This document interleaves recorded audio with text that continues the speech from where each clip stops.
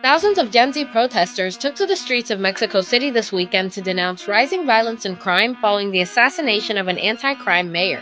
Demonstrators protesting President Claudia Sheinbaum's government marched in rallies organized by Gen Z youth groups in the Mexican capital on Saturday, November 15th. While the anti-government demonstrations were initially peaceful, things came to a head when groups of protesters tore down fences around the National Palace, prompting a clash with riot police.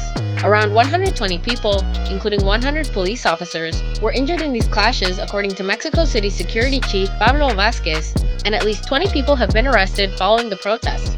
This comes after Uruapan Mayor Carlos Manzo, who called for tough action against cartels, was shot and killed on November 1st at a Day of the Dead festival in the western state of Michoacán, adding to a growing list of high-profile political murders in Mexico.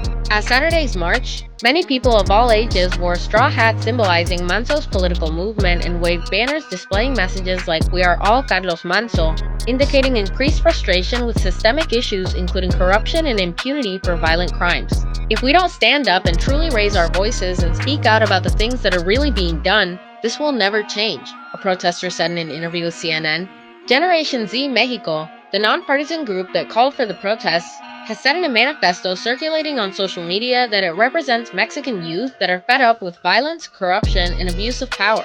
President Sheinbaum retains approval ratings above 70% following her first year in office and has acted against cartels despite criticisms that she is failing to halt rising violence but is resisting calls for an all-out war on drugs. Days before the marches took place, she accused right-wing parties of infiltrating the Gen Z protests at a press conference. "We agree with freedom of expression and freedom of demonstration if there are young people who have demands. But the issue here is who is promoting the demonstration," Sheinbaum said. "People should know how this demonstration was organized so that no one is used.